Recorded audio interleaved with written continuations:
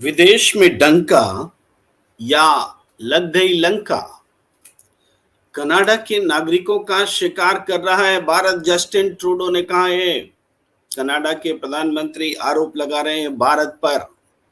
भारत में विपक्ष के नेता कह रहे हैं, विपक्ष कह रहा है कि प्रधानमंत्री मोदी हमें विश्वास में लें। और केन्या के पूर्व पीएम का खुलासा, अडानी से मोदी ने मिलाया और पूर्व पीएम ने घोटाला भी कबूल किया है। नमस्कार, मैं हूं प्रेम कुमार। प्रणाम इंडिया में आपका बहुत बहुत स्वागत है। और हम चर्चा कर रहे हैं कि विदेश में भारत की डंका पिट रही है या फिर विदेश में भारत की लंका लग गई है।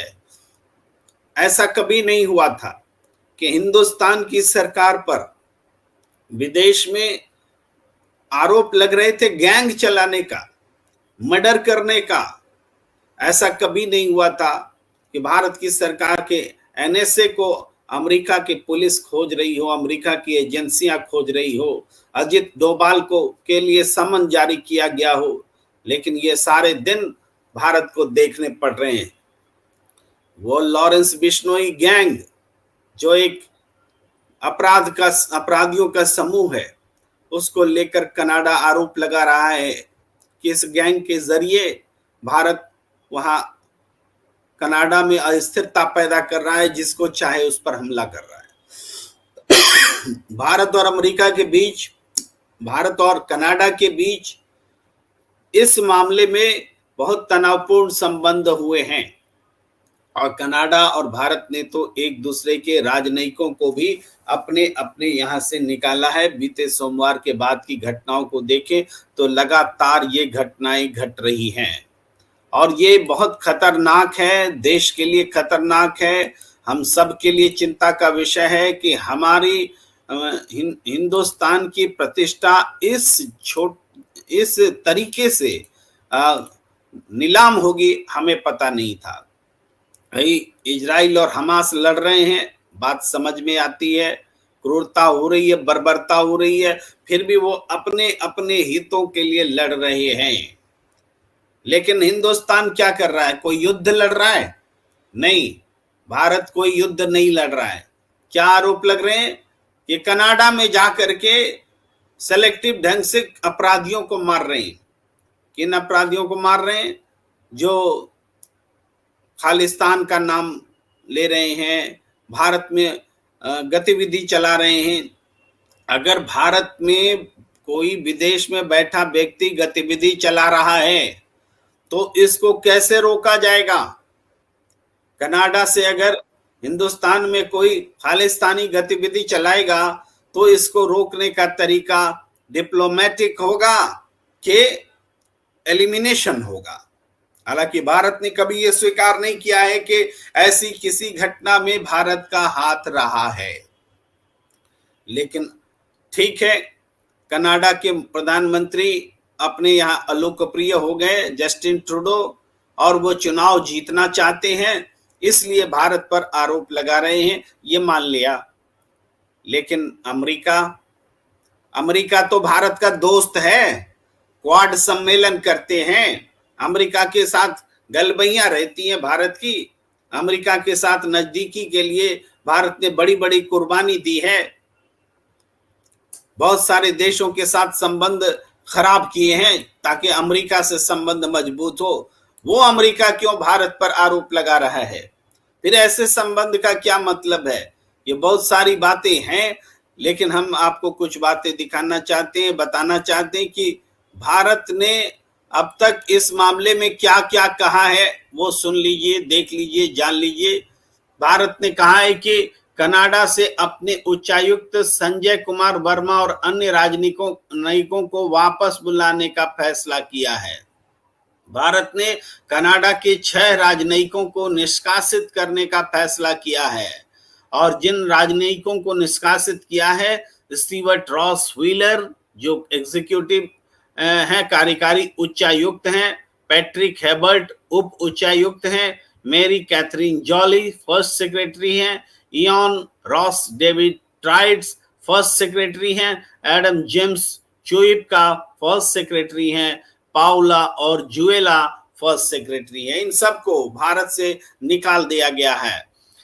भारतीय विदेश मंत्रालय ने इन सबको 19 अक्टूबर को रात में 11:59 से पहले भारत छोड़ने के लिए कहा। 19 अक्टूबर को, यानी अभी 4 दिन का वक्त है, इस दौरान वो भारत छोड़ दें।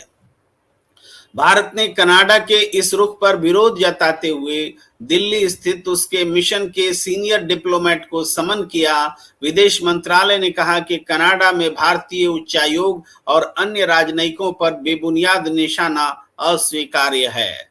सोमवार की शाम भारतीय विदेश मंत्रालय ने कहा, ट्रूडो सरकार के रवैये के कारण भारतीय राजनयिकों की सुरक्षा खतरे में है। हमें वर्तमान सरकार में कोई भरोसा नहीं है। इसी को देखते हुए भारत सरकार ने कनाडा से अपने उच्चायुक्त समेत अन्य राजनयिकों को वापस बुलाने का फैसला किया है। हमने कनाडा को बता दिया है कि ट्रूडो सरकार जिस तरह से भारत के खिलाफ अलगाववाद और जात अतिवाद का समर्थन कर रही है, उसके खिलाफ भारत के पास जवाब देने का अधिकार है। ये सारी बातें भारत ने कही है। इसके अलावा निज्जर की हत्या मामले में भारतीय उच्चायुक्त के नाम लेने पर भारत के विदेश मंत्रालय ने कड़ा ऐतराज जताया है। भारत ने कहा कि यह मुद्दा अब राजनीति से जुड़ गया है, क्योंकि कनाडा के प्रधानमंत्री जस्टिन ट्रूडो कई चुनौतियों से जूझ रहे हैं। भारतीय विदेश मंत्रालय ने अपने बयान में कहा है, हमें रविवार को कनाडा से एक डिप्लोमेटिक कम्युनिकेशन मिला था। इसमें बताया गया कि कनाडा में चल रही एक जांच में भारत के उच्चायुक्त और अन्य राजनयिकों का जुड़ाव सामने आया है। भारत सरकार इन बेतुके आरोपों को सिरे से नकारती है। कनाडा की ट्रूडो सरकार वोट बैंक साधने के लिए ऐसा कर रही है। ये भारत का पक्ष है। जो कनाडा में गतिविधियां चली, उसको लेकर के भारत ने अपनी चिंता जताई। कनाडा ने क्या गतिविधियां चली, वो निज्जर मर्डर केस जो है, उस मर्डर केस में भारत के कनाडा स्थित राजदूत पर सीधे संलिप्तता के आरोप कनाडा ने लगाए। इससे भारत नाराज हुआ, प्रतिक्रिया दी और उसने कई राजनयिकों को भारत से बाहर करने का आदेश दिया, भारत छोड़ने का आदेश दिया। और अगर कनाडा की बात करें तो कनाडा ने जो कुछ कहा है उसको भी हम लाना चाहते हैं आपके जानकारी के लिए। कनाडा में ने कहा है कि ट्रूडो ने कनाडाई जमीन पर हिंसा की निंदा की है। कहा है कि ये हत्या हो, जबरन वसूली हो या कोई दूसरी हिंसक गतिविधि, यह बिल्कुल स्वीकार नहीं की जाएगी। ट्रूडो ने कहा है कि कोई भी देश, विशेषकर कोई लोकतंत्र जो कानून के शासन को कायम रखता हो, अपनी संप्रभुता के इस मौलिक अधिकार उल्लंघन को स्वीकार नहीं कर सकता। जस्टिन ट्रूडो ने प्रेस कॉन्फ्रेंस में कहा है, आरसीएमपी ने आज बाहर आकर और भारतीय राजनयिकों के कनाडाई नागरिकों की जानकारियां इकट्ठा करने के पैटर्न को रोकने का फैसला किया। उन्होंने दावा किया कि ये जानकारी आपराधिक संगठनों को दी गई, जिससे हिंसक गतिविधियां की गई, जिनमें फिरौती से लेकर हत्या शामिल हैं। हालांकि ट्रूडो ने किसी भी राजनयिक और उच्चायोग स्टाफ की कथित भूमिका के बारे में कोई जानकारी नहीं दी है और कहा है कि ये मामले न्यायालय के समक्ष विचाराधीन हैं। उन्होंने ये जरूर कहा कि जब कानूनी मामले खत्म होंगे तो अधिक जानकारियां पता लगेंगी। ये बहुत सारी बातें इसी तरीके से की गई हैं और ट्रूडो ने सख्त लहजे में कहा है कि भारत सरकार जांच में शामिल होकर अपनी निष्क्रियता और भ्रामक बयानबाजियों को खत्म करे और उसने जांच में सहयोग की अपील की है। भारत सरकार से आरोप भी लगाया है कि जांच में भारत सरकार सहयोग नहीं कर रहा है, भारतीय एजेंसियां साथ नहीं दे रही हैं, इस किस्म के आरोप भी लगाए हैं। तो आप देख सकते हैं कि भारत और कनाडा के बीच संबंध कितने बुरे हो चले हैं। इस तरह से कनाडा न तो हमारा पड़ोसी देश है और न ही हमारी सीमा मिलती है, लेकिन इसके बावजूद कनाडा के साथ इतने जो खराब संबंध हैं वो दिख रहे हैं। और इसके लिए हम ये जानते हैं कि डिप्लोमेसी चाहे भारत की हो या चाहे कनाडा की हो, इन दोनों की डिप्लोमेसी में तालमेल की कमी साफ तौर पर दिख रही है। मगर हमारे लिए चिंता की बात यह है कि भारत का नाम विदेश में इस तरह से के आरोपों से खराब हो रहा है। सिर्फ कनाडा इल्जाम नहीं लगा रहा है, अमेरिका भी इल्जाम लगा रहा है। और कौन है इस बीच हमारे साथ जुड़ चुके हैं हरिशंकर जोशी जी, देश के जाने माने सीनियर जर्नलिस्ट। आपका बहुत बहुत स्वागत है। हरिशंकर जोशी जी, हम चर्चा कर रहे हैं कि विदेश में डंका या लग गई लंका, क्योंकि एक के बाद एक मामले सामने आ रहे हैं जो हमें बता रहे हैं कि किस तरीके से विदेश में हमारी छवि जो है वो लगातार खराब हो रही है। हम थोड़ी देर में पहले बता रहे थे कि कैसे कैसे आरोप कनाडा भारत पर लगा रहा है। अब हम थोड़ा सा आपको एक बाइट भी सुनाना चाहते हैं कि कनाडा में क्या बोला जा रहा है ऑफिशियल बयान is from an RCMP perspective is the use of organized crime elements, and I will say what we've, and it's been publicly attributed and claimed by one organized crime group in particular, which is the Bishnoi group. So that's what we're seeing here in Canada, and we believe that that group is connected to agents of the government of India. Joshi ji, आप सुन रहे थे कि Canada से में कहा जा रहा है कि बिश्नोई ग्रुप उस संगठित अपराध में शामिल है। अब बिश्नोई ग्रुप आप जान रहे हैं, लॉरेंस बिश्नोई गुजरात के जेल में बंद है, और खास बात यह है कि गृह मंत्रालय उसको सीधे हैंडल कर रहा है। एक ऐसी व्यवस्था की गई है कि लॉरेंस बिश्नोई को गुजरात की जेल से बाहर नहीं ले जाया जा सकता है। अगर लॉरेंस बिश्नोई मुंबई में अपने आदमियों से बाबा सिद्दीक की हत्या कराता है अगर, तो इसकी पूछताछ गुजरात की पुलिस गुजरात की जेल से लॉरेंस बिश्नोई को ला करके महाराष्ट्र की पुलिस नहीं कर सकती है। इसके लिए स्पेशल परमिशन भी अलाउड नहीं है। तो ये क्या हो रहा है?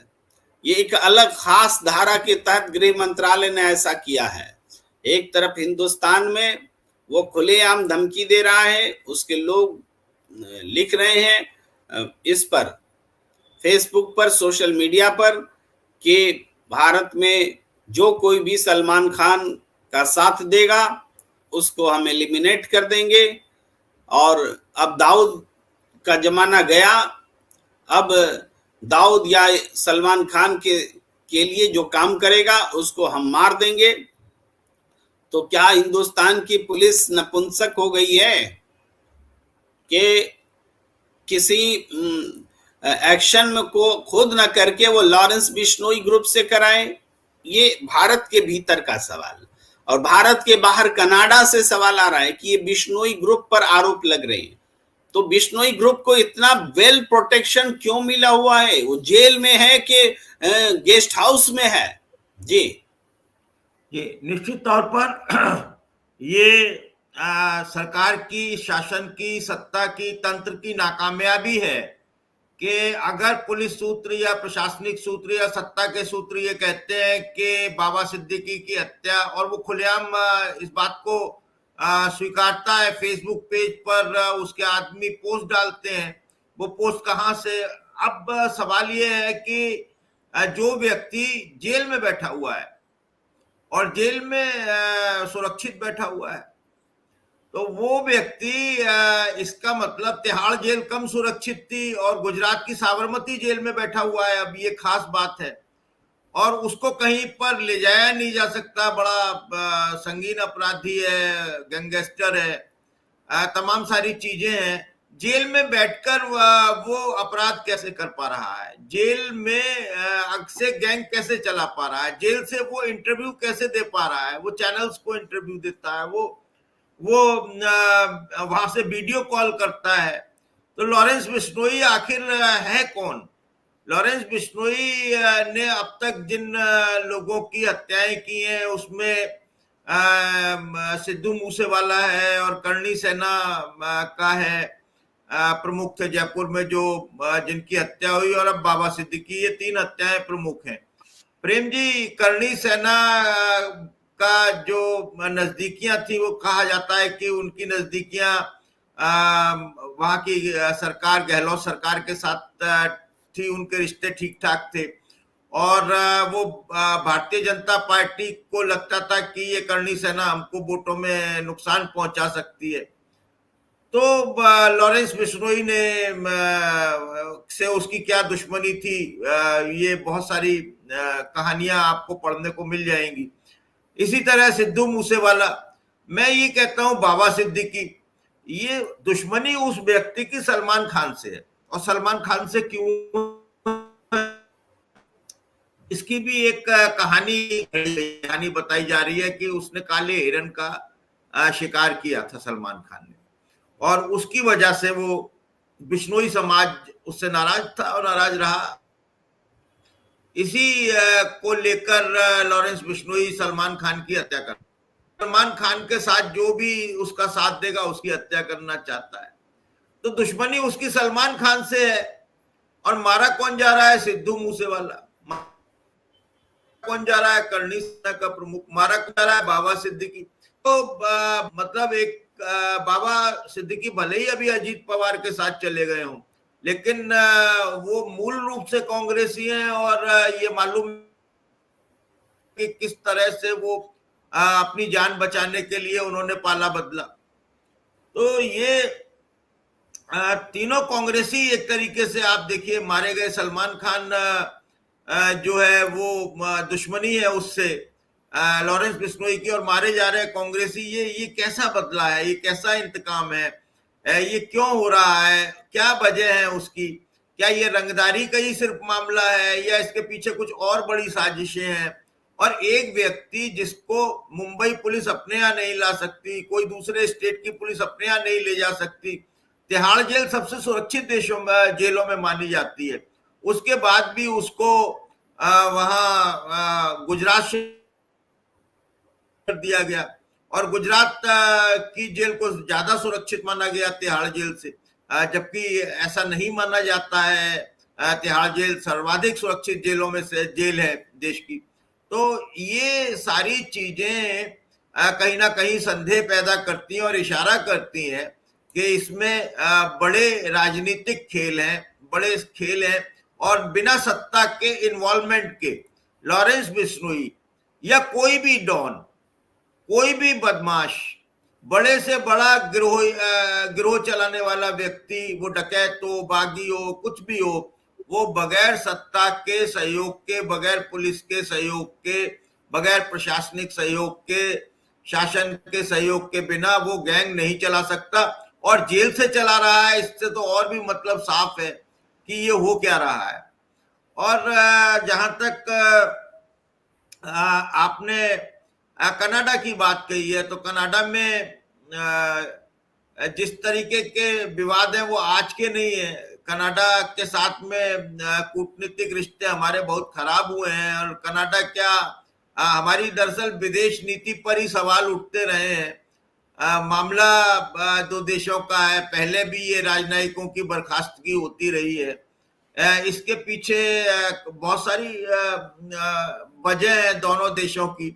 कनाडा जो है वो अपने को बोलता है कि वो मानव अधिकारों का हितैषी है, और दूसरी तरफ बहुत सारे जो खालिस्तान के आतंकवादी हैं, कहे आतंक, वो है कि वो उनको बढ़ावा देता है। भारत का ये कहना है कि वो उनको बढ़ावा देता है, और कनाडा ये मानता है कि ये कनाडा में अशांति फैला रहे हैं, और इस तरीके से सहयोग नहीं कर रहे हैं। कनाडा में जो पिछले दिनों आपने देखा कि कनाडाई जमीन पर हिंसा, एक बात हरिशंकर जोशी जी, जबरन वसूली हुई थी। जोशी जी, एक बात समझना जरूरी है कि भारत में रह करके, जैसे आप आजादी से पहले देखिए, बहुत सारे भारतीय विदेश में रह करके भारत का स्वतंत्रता संग्राम चलाते थे। यहां तक कि इंग्लैंड में भी बैठ करके वो इंग्लैंड के खिलाफ काम करते थे। भारत के लोग विदेश के अलग अलग हिस्सों में, जर्मनी में, फ्रांस में और दूसरे देशों में भी ऐसे उदाहरण मिले हैं। हर देश का कानून अलग होता है। अब खालिस्तानी जो बात है, खालिस्तान का समर्थन, खालिस्तान मतलब क्या? पंजाब को अलग प्रांत के रूप, अलग देश के रूप में स्थापित करने की कोशिश। इस विचार के साथ जो जुड़े हैं वो देश के अलग अलग हिस्सों में हैं, लेकिन उनको कोई हिंसक गतिविधि करने के लिए अपनी धरती का इस्तेमाल करने नहीं दे। भारत के जो भी मित्र देश हैं उनसे यही अपेक्षा रहती है कि वो अपनी धरती का इस्तेमाल भारत के खिलाफ हिंसक गतिविधियों के लिए नहीं करने दे। लेकिन कोई भी देश वैचारिक तौर पर अपने यहाँ ऐसी गतिविधि पर प्रतिबंध नहीं लगा सकता कि कोई किसी समूह के लिए आजादी के सपने देख रहा है, अलग राष्ट्र बना रहा है। यहां तक कि हिंदुस्तान में भी आपको याद होगा एक मामला था जिसमें कि खालिस्तान जिंदाबाद के नारे लगाए गए थे।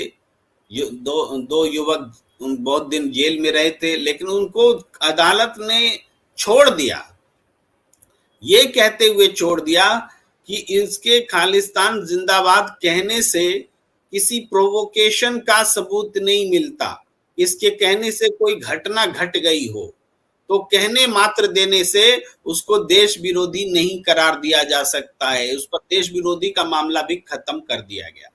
यानी हिंदुस्तान का कानून भी अभिव्यक्ति की आजादी का सम्मान करता है। तो देश के बाहर जो दूसरे देश हैं वहां पर अभिव्यक्ति तक तो सीमित है, लेकिन फिर भी हमारी चिंता ये है कि अभिव्यक्ति से आगे कोई हिंसा की गतिविधि में भारत के खिलाफ शामिल नहीं हो, यही हमारी चिंता रहती। लेकिन ये बारीक फर्क खत्म हुआ है और हमारी चिंता ये है कि हमारे राष्ट्रीय सुरक्षा सलाहकार को अमेरिका की प्रीमियर एजेंसी खोज रही है। भाई ये कितनी शर्मनाक बात है। वो कई देशों की यात्रा नहीं कर सकते क्योंकि उनको डिपोर्ट कर दिया जाएगा। तो ये इसका जवाब हिंदुस्तान की सरकार को देना चाहिए, भारत की जनता के सामने देना चाहिए। और भारत की मुख्य विपक्षी पार्टी कांग्रेस के नेता जयराम रमेश ने बयान जारी करके कहा है कि भारत सरकार को अपोजिशन को विश्वास में लेना चाहिए। भारत कनाडा संबंध के मामले में अपोजिशन को विश्वास में लेना चाहिए, ये बात कही। इससे थोड़ा सा आगे बढ़ते हैं और एक बयान हम दिखाते हैं। ये केन्या के पूर्व प्रधानमंत्री का बयान है। केन्या के पूर्व प्रधानमंत्री ने अरबों डॉलर के घोटाले में अपनी संलिप्तता को माना है और ये घोटाला अडानी को काम दिलाने से संबंधित है।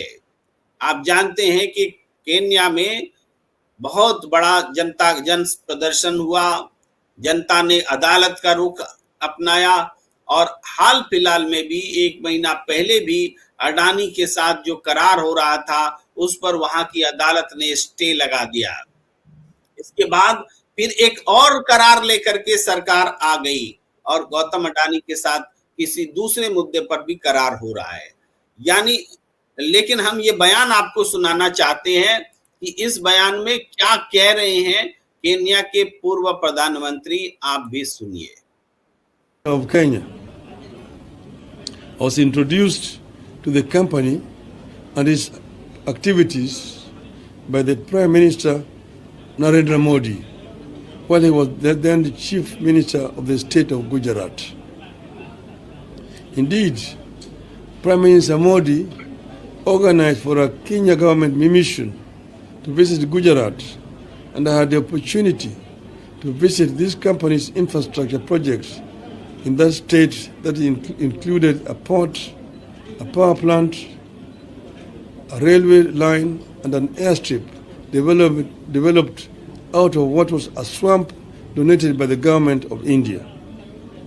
I'm talking about Adani group of companies. तो आप सुन रहे हैं, ये कह रहे हैं राइला ओडिंगा कह रहे हैं कि प्रधानमंत्री नरेंद्र मोदी ने हमें गौतम अडानी से मिलवाया। प्रधानमंत्री नरेंद्र मोदी ने केन्याई डेलीगेशन को गुजरात का दौरा करवाया और गुजरात के गौतम अडानी के प्रोजेक्ट्स के लिए उनको राजी किया, समझाया और गौतम अडानी से रूबरू कराया। यानी आप समझिए क्या हो रहा है कि भारत के प्रधानमंत्री पर केन्या के पूर्व प्रधानमंत्री आरोप लगा रहे हैं जो भ्रष्टाचार में साबित हुए हैं। हमने कहा कि वहां ये मामला बहुत तेज है, जन आंदोलन है अडानी के खिलाफ, अडानी और सरकार की मिली भगत के खिलाफ। अदालत से भी फैसले आए हैं, स्टे भी लगा है। और इस बीच में केन्या के पूर्व प्रधानमंत्री वो राइला ओडिंगा की मडुंगा नाम है, मैं विदेशी नाम उतना बोल नहीं पाता हूं, तो उन्होंने खुलासा किया है कि ये नरेंद्र मोदी ने गौतम अडानी से उनको मिलवाया। बड़ा सवाल है हरिशंकर जोशी जी, देश की नाक कटने वाला सवाल है। ये भी वैसा ही सवाल है कि एक तरफ आरोप है कि विदेश की धरती पर हमारी एजेंसियां गुर्गों को लेकर के एलिमिनेशन का काम कर रही है।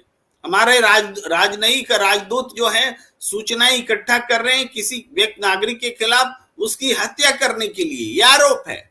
और आरोप यह है कि हमारे प्रधानमंत्री विदेश में जाके गौतम अडानी के लिए लाइजनिंग कर रहे हैं, उनके लिए काम ढूंढ रहे हैं। जी देखिए, ऐसा है कि राइला ओडिंगा जो है केन्या के पूर्व प्रधानमंत्री हैं और वो उनका ये बयान बहुत सनसनीखेज है कि नरेंद्र मोदी ने मुझे अपने दोस्त गौतम अडानी और उनके बिजनेस के बारे में बताया। ये बात केन्या के पूर्व प्रधानमंत्री राइला ओडिंगा ने कही है कि नरेंद्र मोदी ने मुझे अपने दोस्त गौतम अडानी और उनके बिजनेस के बारे में बताया, अडानी के अलग अलग प्रोजेक्ट्स के बारे में जानकारी दी। और सर इतना ही नहीं, उसके बाद नरेंद्र मोदी ने केन्याई एक डेलीगेशन को गुजरात बुलाकर अडानी के कारोबार के बारे में विस्तार से समझाया। अब ये इतने गंभीर आरोप हैं जो लगता रहा है अब तक कि क्या गौतम अडानी के लिए प्रधानमंत्री नरेंद्र मोदी काम कर रहे हैं, वो क्या प्रधानमंत्री हैं या प्रधानमंत्री के रूप में एक एजेंट का काम कर रहे हैं, या वो मार्केटिंग मैनेजर हो गए हैं गौतम अडानी के। ये बहुत गंभीर मामला है। मतलब और ये केन्या अकेला देश नहीं है। इससे पहले आपने बहुत सारे ऐसे जहां भी जाते हैं डेलीगेशन में, उनके साथ अडानी होते हैं या बाद में पहुंच जाते हैं, अडानी के जहाज में वो सफर करते रहे, अडानी उनके विशेष पुष्पक विमान में सफर करते रहे। तो अब तो ये बिल्कुल अलग है। अगर कांग्रेस इस पर आरोप लगा रही है और निश्चित तौर पर गंभीर मामला है ये, तो विदेश जाएंगे भी, दोस्तों को धंधा भी दिलवाएंगे और उसके बाद में उसको प्रोटेक्ट भी करेंगे। भारत की आर्थिक स्थिति जहां पहुंच गई है उसमें ये केन्याई का जो पूर्व प्रधानमंत्री का बयान है वो बहुत बहुत महत्वपूर्ण है और इसको हल्के में नहीं लिया जा सकता। उन्होंने 6200 करोड़ रुपए का धंधा दिलवाया वहां पर केन्या में। तो ये सर बहुत अजीबोगरीब बात है। साफ पता चलता है कि मतलब सत्ता देश के नागरिकों के लिए होनी चाहिए, लेकिन सत्ता ही जब दलाली करने लगे, सत्ता ही जब मार्केटिंग करने लगे, सत्ता ही जब ब्रोकर हो जाए, सत्ता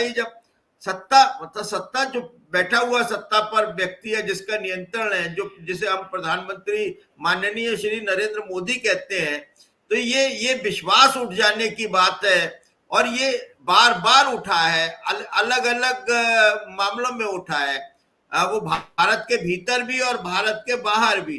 पहले तो ये था, देखिए, चाहे वो झारखंड का एसीजेड प्लांट हो, एसीजेड हो, उनका जो बिजली प्लांट है, बांग्लादेश के साथ उनको जो डील कराई गई, श्रीलंका के साथ, तरह तरह से मतलब वो अडानी का एम्पायर बढ़ाने में रहे।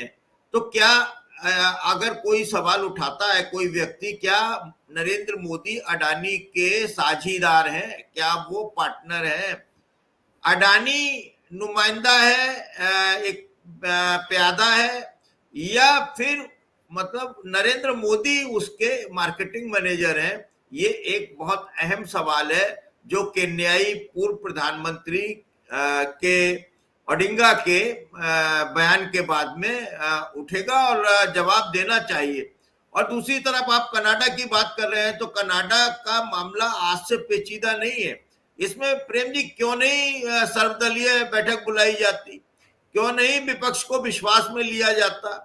ये देश की प्रतिष्ठा का मामला है कनाडा से जुड़ा। हम उनके राजनयिक निकाल दें, वो हमारे राजनयिक निकाल दें, ये जो बार है। और देखिए, डोभाल साहब का अमेरिका में जाना प्रतिबंधित हो जाए किन्हीं भी कारणों से, उनको वहां पर खोजा जाए, वहां की कोई एजेंसी खोजे, कोर्ट खोजे, पुलिस खोजे, ये बड़ी शर्मनाक बातें हैं। सिर जो है आम नागरिक का, समझदार नागरिक का शर्म से झुक जाता है। जी प्रेम जी। जोशी जी, देखिए, दो तरह की घटनाएं हैं। वर्तमान मोदी सरकार पर दो आरोप लग रहे हैं, एक हिंदुस्तान के भीतर लग रहे हैं और एक हिंदुस्तान के बाहर लग रहे हैं, और दोनों में लॉरेंस बिश्नोई गुट है। लॉरेंस बिश्नोई का नाम हिंदुस्तान में भी लिया जा रहा है कि इसको जेल में प्रोटेक्शन दे करके, ये जेल में बैठ करके कैसे मर्डर कर रहा है, कैसे फिरौती वसूल रहा है, कैसे धमकियां दे रहा है। और इसी जेल में बंद लॉरेंस बिश्नोई पर कनाडा की सरकार भी आरोप लगा रही है। इसका मतलब क्या है? जो बात, जो मकसद लॉरेंस बिश्नोई गैंग के जरिए देश से बाहर उसका इस्तेमाल हो रहा है, लॉरेंस बिश्नोई गैंग का इस्तेमाल देश के भीतर भी हो रहा है। ये गतिविधि, लॉरेंस बिश्नोई अपराधी है, लेकिन अपराधी का जो इस्तेमाल कर रहा है वो क्या है? इस बात को सोचने का समय है, इस बात को सोचने की घड़ी है। बिल्कुल अपोजिशन की मांग जायज है। हिंदुस्तान किसी पार्टी की जो सत्ता में आ जाए उसकी जागीर नहीं है। कोई पार्टी रहे या न रहे, कोई सरकार रहे या न रहे, हिंदुस्तान था, है, रहेगा। तो हिंदुस्तान की प्रतिष्ठा कैसे बचेगी, इसकी चिंता करना देश के नागरिकों का कर्तव्य है और अपोजिशन की भूमिका है लोकतंत्र में। ये कोई सामान्य बात नहीं है कि कनाडा से हमारे रिश्ते खराब हो रहे हैं। कनाडा में बड़ी संख्या में हिंदुस्तान के लोग रहते हैं, भारत के बच्चे पढ़ने जाते हैं। ऐसा नहीं कि केवल सिख रहते हैं और अस्थायी रूप से रहते हैं, स्थायी रूप से भी रहते हैं, अस्थायी रूप से भी रहते हैं। यहाँ से बड़ी संख्या में लोग वहां पढ़ने भी जाते हैं। इसलिए इस संबंध को बनाए और बचाए रखना जरूरी था, लेकिन इस संबंध को लगातार तोड़ा गया है। हमें पिछले दिनों की भी बातें याद हैं, जब कनाडा के प्रधानमंत्री जस्टिन ट्रूडो भारत आए थे, उनका विमान खराब हो गया था, तो उन्होंने भारत की सेवा लेने से इनकार कर दिया था। एक होटल के कमरे में वो तब तक बंद रहे जब तक कि उनकी अपनी कनाडा की विमान नहीं आ गई, और फिर वो गए थे। इतना अविश्वास कनाडा के प्रधानमंत्री को भारत की सरकार पर है। हमें ये भी याद है कि एक बार और वो आए थे, जब वो अमृतसर गए थे जस्टिन ट्रूडो, और उस समय भी उनकी सुरक्षा या उनकी अगवानी एक राष्ट्र के प्रमुख के तौर पर जो एक डिप्लोमेटिक शिष्टाचार होता है, उसकी कमी भारत की ओर से देखी गई थी।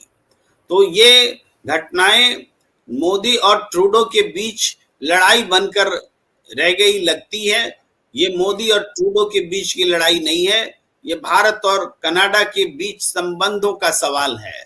दो देशों के बीच दुनिया हमारे बारे में क्या सोच रही होगी कि भारत यही काम करता है कि जेल में बंद अपराधी से विदेश में हत्याएं करवाता है, या अपने देश के अपोजिशन विचारधारा वाले लोगों को धमकाने के लिए मर्डर कराता है। ये बात, ये परसेप्शन बन रहा है। इस परसेप्शन को तोड़ने के लिए भारत सरकार को सबूत लेकर के आने चाहिए, मोदी सरकार को सबूत लेकर आने चाहिए। मोदी सरकार भारत नहीं है, भारत की प्रतिष्ठा बचाना जरूरी है, इसलिए हमारा और आपका बोलना जरूरी है।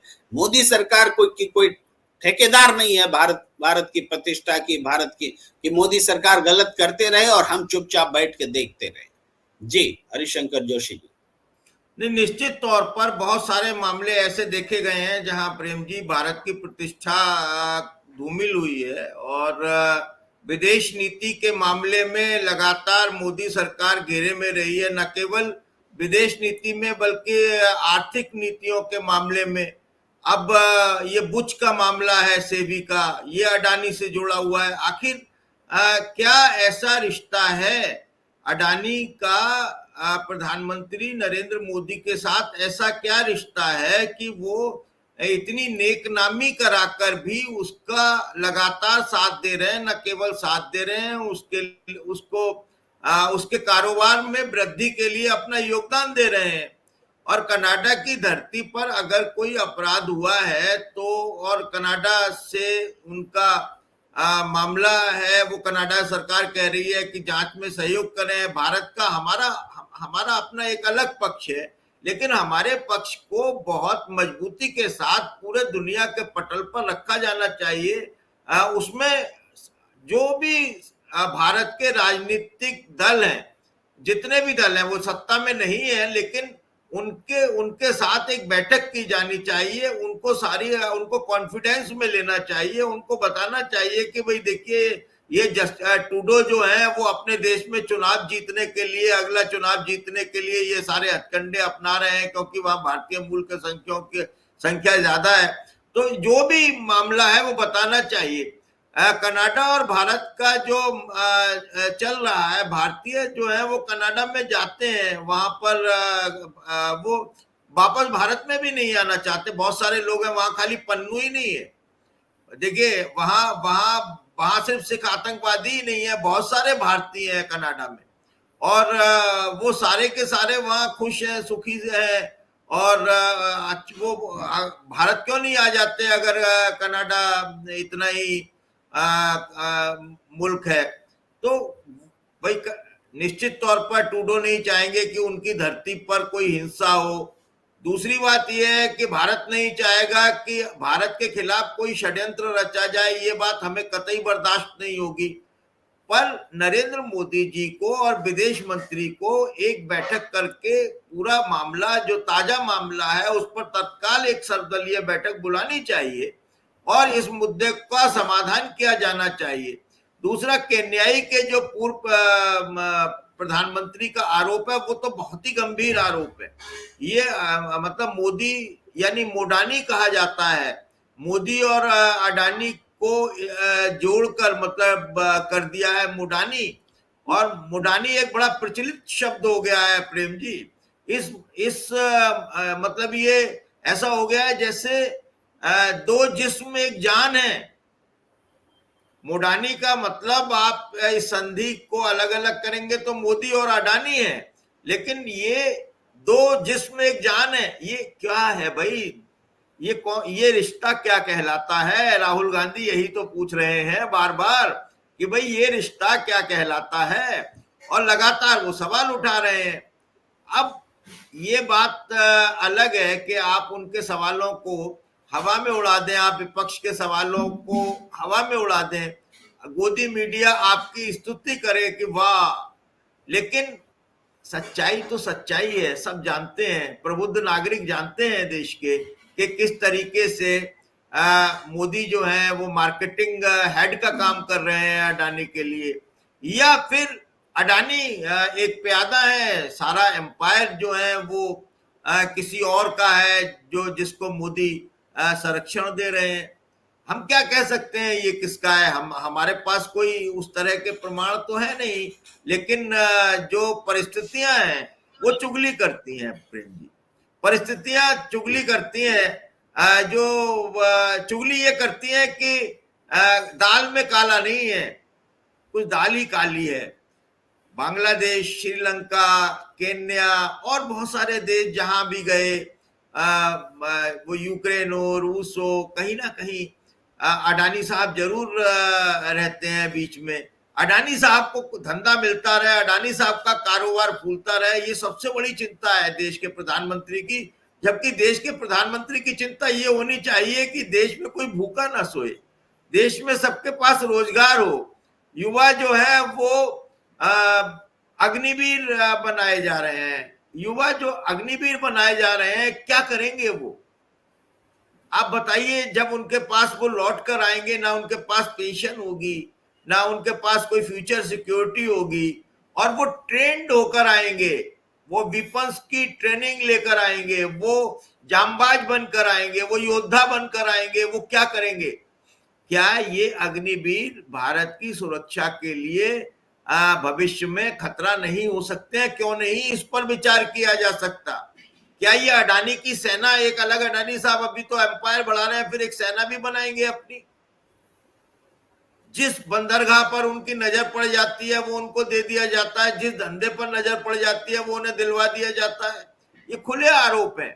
तो ये इस तरह से देश में जो चल रहा है, और उसको ढका कैसे जा रहा है प्रेम जी? उसको ढका जा रहा है सांप्रदायिक विद्वेष फैलाकर, अलगाववाद फैलाकर, देश के भीतर अलगाववाद फैलाकर, देश का धार्मिक आधार पर विभाजन करवाकर। अब कल जो उत्तर प्रदेश में चुनावों से पहले, उपचुनावों से पहले जो बहराइच का या महाराजगंज के जो हादसे हैं, वो क्या है? वो मुजफ्फरनगर मॉडल है। आप 2013 को याद कीजिए। और जो बाबा सिद्दीकी का कत्ल है, वो भी कहीं ना कहीं आप अगर दूर तक देखेंगे और देर तक सोचेंगे तो आपको उसमें राजनीतिक मामला नजर आएगा। और वही है कि किसी तरह पूरे देश में आग लगाए रखो, सांप्रदायिक विद्वेष फैलाए रखो, भारतीय नागरिकों का धर्म के नाम पर विभाजन करा दो और अपनी राजनीतिक रोटियां सेकते रहो। और ये एक दिन भारत के लिए ये बहुत दुर्भाग्यशाली होगा। जी प्रेम जी। जी देखिए, एक बात और कि अब तक मुंबई के पुलिस कमिश्नर 8 बार कोशिश कर चुके हैं कि लॉरेंस बिश्नोई को मुंबई में ला करके पूछताछ करें, सर, और हर बार सर देखिए, क्या नूरा कुश्ती है। मुंबई में कोई स्वीडन की सरकार तो है नहीं, कांग्रेस की सरकार तो है नहीं भाई, वो भारतीय जनता पार्टी की सरकार है। गुजरात में भारतीय जनता पार्टी की सरकार है। तो दोनों मिलकर नूरा कुश्ती खेल रहे हैं। लॉरेंस बिश्नोई को लाना चाहते हैं, लॉरेंस बिश्नोई को वो दे नहीं रहे हैं। क्या क्या तमाशा है, कैसे नहीं दे रहे हैं भाई? लॉरेंस बिश्नोई से पूछताछ करनी है तो क्यों नहीं पूछताछ करने दे रहे हैं?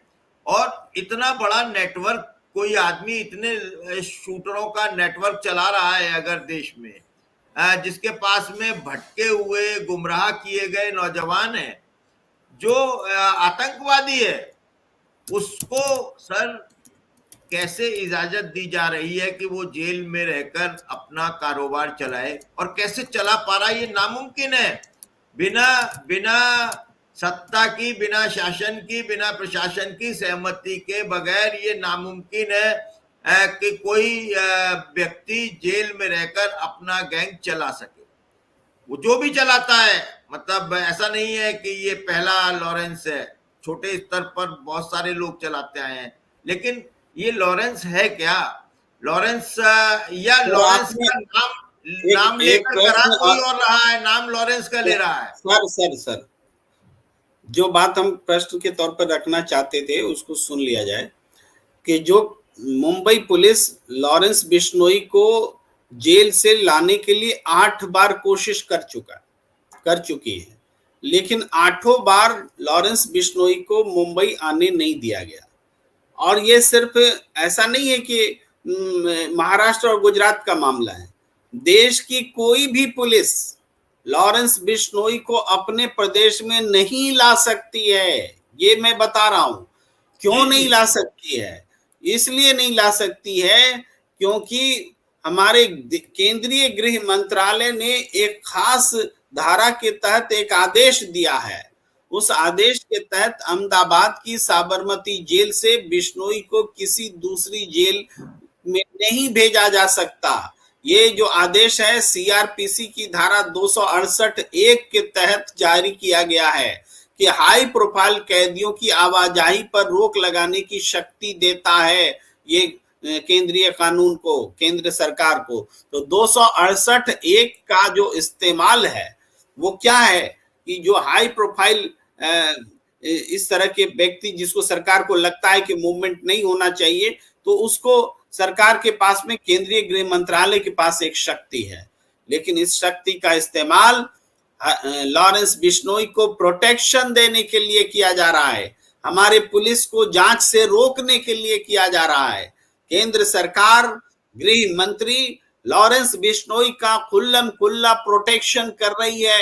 ये इस बात से साबित होता है कि मुंबई पुलिस के कमिश्नर 8 बार अपील कर चुके हैं कि इसको हमारे हवाले कीजिए, हम पूछताछ करना चाहते हैं, और केंद्रीय गृह मंत्रालय उसको खारिज कर देता है। क्या केंद्रीय गृह मंत्रालय का हित मुंबई पुलिस के हित से अलग है? क्या मुंबई पुलिस केंद्रीय गृह मंत्रालय या भारत सरकार के खिलाफ काम कर रही है? क्या लॉरेंस बिश्नोई इतना बड़ा कोई देशभक्त टाइप का आदमी है जिसको प्रोटेक्शन देना भारत सरकार के लिए जरूरी है? ये सारे सवाल हैं जिसको मैं आपके पास लेकर आना चाहता था। जी देखिए, ऐसा है कि लॉरेंस बिश्नोई का जो मामला है, लॉरेंस बिश्नोई क्या है? क्या लॉरेंस बिश्नोई काठ का पुतला है? मेरा एक सवाल है, मेरी एक शंका है, मैं एक मुद्दा उठा रहा हूं, एक प्रश्न उछाल रहा हूं। क्या वो काठ का पुतला है जिसको एक जेल में नजरबंद कर दिया गया है और उसके नाम पर कोई और शक्तियां जो हैं वो ये खेल रच रही हैं? कुछ भी हो सकता है, ये राजनीति है। और ये क्या वजह है कि उसे गृह मंत्रालय ने स्पेशल प्रोटेक्शन दिया? और उसकी वजह ये नहीं है कि मुंबई में वो आएगा तो कोई दिक्कत है, उसकी बहुत बड़ी दिक्कतें हैं। मान लीजिए कर्नाटक में कल कोई अपराध होता है, प्रेम जी, कर्नाटक में अपराध होता है या तमिलनाडु में अपराध होता है और वहां की पुलिस कहती है कि इसमें लॉरेंस बिश्नोई का हाथ है, उसे कुछ सुराग मिलते हैं, उसे कोई कहानी मिलती है और वो लॉरेंस बिश्नोई को पूछताछ के लिए लाना चाहती है अपने यहाँ, तो लॉरेंस बिश्नोई वहां नहीं पहुंच जाए ऐसी जगह पर जहां पर सारी पोल पट्टी खुल जाए, इसलिए मुंबई जाने से भी रोका जा रहा है। असल वजह आप समझिए, वो व्यक्ति वहां पर बिठाकर, लॉरेंस बिश्नोई को वहां बिठाकर एक नेटवर्क चलवाया जा रहा है। ये हथियार उसके पास कहां से आने हैं? वो जेल में बंद है, कहते हैं उसके पास में बहुत अत्याधुनिक राइफलें और पिस्टल्स हैं और कार्बाइन है, मालूम नहीं कौन कौन से। मैं तो थोड़ा सा हथियारों के बारे में उतना जानकार नहीं हूं, लेकिन ये मैं जानता हूं कि अत्याधुनिक उसके पास, उनके शूटरों के पास में वो हैं। और उनके शूटर हैं कौन? उनके शूटरों के घर देखिए आप। जब मीडिया एक हत्यारे के घर पहुंचा जिस पर हत्या का आरोप है बाबा सिद्दीकी की, तो उसका घर देखकर आप उसका अंदाजा लगा सकते हैं कि 2 टाइम की रोटी मुश्किल से जुगाड़ पाता होगा उसका परिवार। उसके और 2-3 भाई बहनें भी हैं। वो मुंबई कमाने के लिए गया था। अब कैसे मुंबई में वो इन लोगों के चंगुल में फंसा? कौन से ऐसे गिरोह हैं जो ला रहे हैं? ये बहुत सारे सवाल हैं। हमारे युवाओं को किस तरीके से भ्रमित किया जा रहा है, उनको किस तरीके से आतंकवादी बनाया जा रहा है, उनको किस तरीके से अपराध की दुनिया में ढकेला जा रहा है। कौन है वो लोग जो उसको अपराध की दुनिया में ढकेल रहे हैं? क्या अकेला लॉरेंस बिश्नोई इतना ताकतवर व्यक्ति है कि वो ये सब कर सके? और फिर उस दाऊद के नाम लिया जाता है जिसका अब अस्तित्व ना के बराबर बचा है। मुंबई में दाऊद का अस्तित्व तो आज ना के बराबर बचा है। कोई ये भी नहीं जानता कि दाऊद जिंदा है या नहीं है। तमाम सारी कहानियां उड़ती रहती हैं। और वहां अगर रंगदारी मांगने के लिए लॉरेंस बिश्नोई ने ये आतंक फैलाया है, तो ये भी देखना चाहिए कि वो रंगदारी किसके लिए वसूल कर रहा है। प्रेम जी, सवाल बहुत बड़े बड़े हैं, लेकिन तथ्य और साक्ष्य नहीं है। जोशी जी देखिए, क्रिमिनल क्राइम करने वाले क्रिमिनल्स का एक तरीका होता है। और देखिए, विधि जी ने लिखा है कि बच्चों को एनकाउंटर का डर सताया जाता है, इस वजह से उनसे काम लिया जाता है। उनको भी वो टेरराइज करके काम लेते हैं, ये उनका भाव है लिखने का। लेकिन जो बच्चे किसी वजह से जेल चले गए, किसी ने अपने रिश्तेदार का कत्ल कर दिया तो जेल चले गए, तो जेल में जो गए वो आपराधिक मानसिकता के होते हैं। वैसे युवाओं को वो गैंग अपने पास ही बुलाता है, डराता है, अपने साथ जोड़ता है और उसका क्राइम में इस्तेमाल करता है। लेकिन ये सारी चीजें हो रही हैं इसलिए क्योंकि लॉरेंस बिश्नोई को गृह मंत्रालय धारा 268(1) के तहत विशेष रूप से उपकृत कर रहा है। इस धारा का इस्तेमाल देश से में आतंक को खत्म करने, अपराध को खत्म करने के लिए होगा, न कि अपराधी को प्रोटेक्शन देने के लिए होगा। ये अपराधी के पक्ष में इस धारा का इस्तेमाल होगा या पुलिस के पक्ष में इसका धारा का इस्तेमाल होगा, ये बहुत महत्वपूर्ण बात है। और लगातार ये एक गंभीर चिंता कि हमारी सरकार पर नॉन स्टेट जो एक्टर्स हैं, भाई आप पुलिस का इस्तेमाल कीजिए, आप केंद्रीय एजेंसियां हैं उसका इस्तेमाल कीजिए, खुफिया का विभाग है, पूरा देश आपके साथ खड़ा है, इसके बावजूद आपको किसी लॉरेंस बिश्नोई की जरूरत क्यों पड़ जाती है? ये एक बड़ी बात है, गंभीर बात है। और इसी चिंता के साथ आज की चर्चा को हम यहीं पर विराम देना चाहते हैं कि जो लोग भी हमारे साथ जुड़े, सबसे आग्रह कि अगर हमारा YouTube चैनल, आपका YouTube चैनल प्रणाम इंडिया और हरिशंकर जोशी जी के साथ भी आपका YouTube चैनल संदेश को आप सब्सक्राइब कीजिए, लाइक कीजिए, शेयर कीजिए, ज्वाइन कीजिए और बने रहिए हमारे साथ, जुड़े रहिए विभिन्न विषयों पर सार्थक चर्चा के लिए। हमें दीजिए इजाजत। हम दोनों की तरफ से आपका बहुत बहुत आभार। बहुत बहुत